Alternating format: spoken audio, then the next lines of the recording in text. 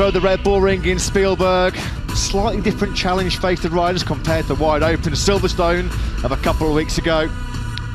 It's hilly, it's hard braking, it's hard acceleration zones though, 4 points. Although as mentioned, he wasn't the ultimate Silverstone superstar, that belonged where he rolled the dice, he took the big gamble when everybody around him rolled into pit lane to switch over onto their wet bikes.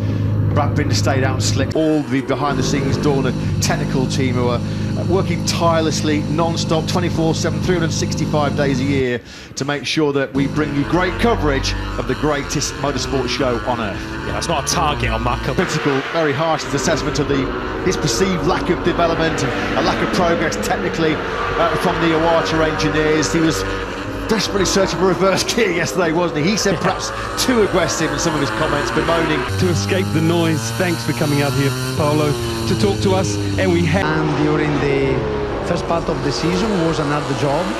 We suffered a lot during this first part because for many reasons, I don't want to say anything about issues braking zone, but during the to try to improve in that phase. Paolo, it's so good to talk to you. You took the second question out of my mouth. You pretty much answered it, except I wanted to know the areas. A much more easier way to release the clutch. Consistent. More consistent, yeah. Because for him was much more difficult during the racing phase because entering phase, but also in the chassis side to be more stable. Thanks. Yeah, thanks Simon. Thanks to Paolo Bonora. Always love listening to the Italian, his thoughts and observation on what was a phenomenal British Grand Prix for Aprilia. Some early drama though, as we saw on screens for Gresini Ducati rider Alex Marquez. He's up by Marco Bezzecchi. You can see there straight away as he's on the brakes there into... Smoky issue for Alex. Yeah, it looks like you spotted it, Matt. I can see fluid coming from the left-hand front fork. That used to be my job, technician for earlier. He became the fifth rider to win the Tissot Sprint. As you mentioned, coming into this Austrian, Gresini have extended their contract with Ducati for both 2024 and 2025. Of course, they started to hit big success with an Air Bastianini last year, so congratulations to Gresini and to Alex Marquez. We should say that jinx this weekend, they're not particularly high. Yeah, he was, wasn't he, saying probably not advising you to part with too much of your hard-earned cash on a Marc Marquez victory here at the Red Bull Ring. Must be a tough inner battle that Marquez domination of Ducati. Lots of water to pass on the bridge at the moment though. Marquez does seem to be committed, doesn't he, to HRC. Our colleague Akira Nishimura over in Japan did a very interesting interview with HRC president. Straight line braking, that is one of the bigger stops on this Red.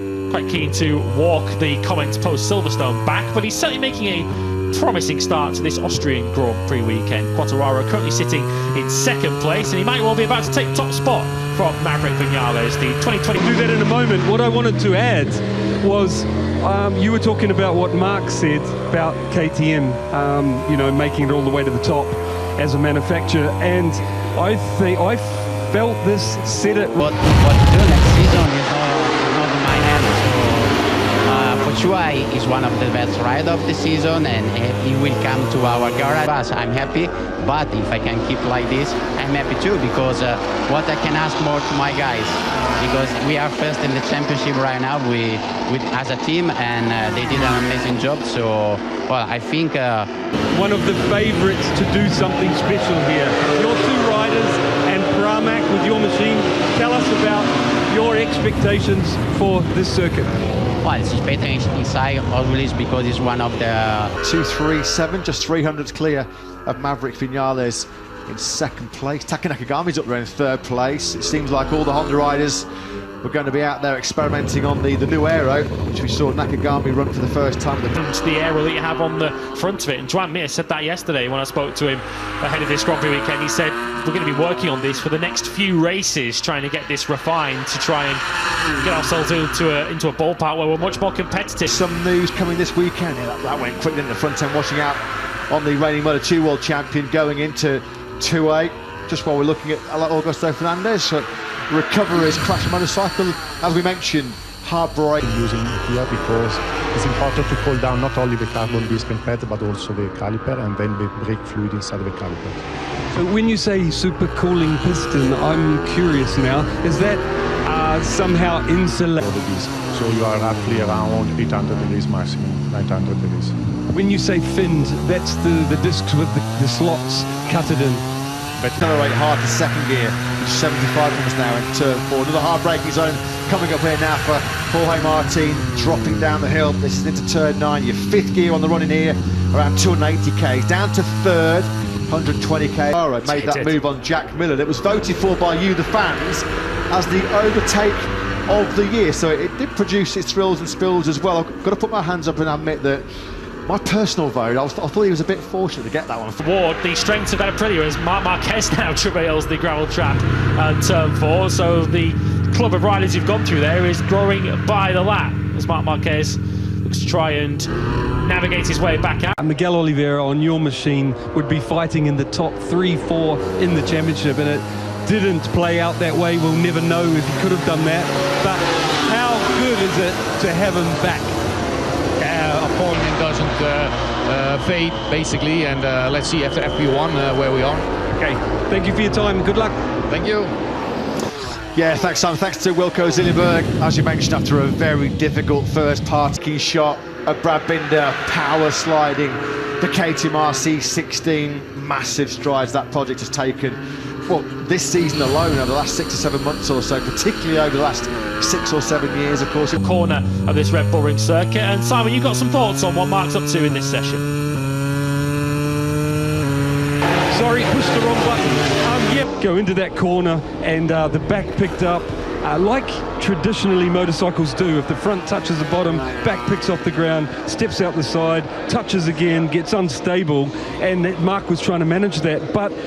Well aware of Fabio Quartararo's recent criticism of Yamaha. Some will feel it's more than justified, given now the fact that Wisdar M1 is nowhere near the competitive force we've seen over the last couple of years so far this season. We're seeing him back on track again in a couple of races' time at Misano. What also interested me about Fabio Quartararo and his comments leading up to this Grand Prix weekend is the description of his mindset coming into the second half of this season. He says he's going to be treating the second half of the season as occasions where, once he's realised that the weekend's getting away from him, the toys have come out of the pram.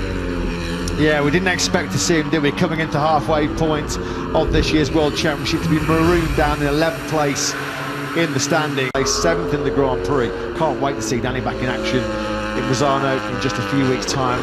What a key ally he has been, what a key element he's been in KTM's resurgence, particularly in 2023 as we track Brad.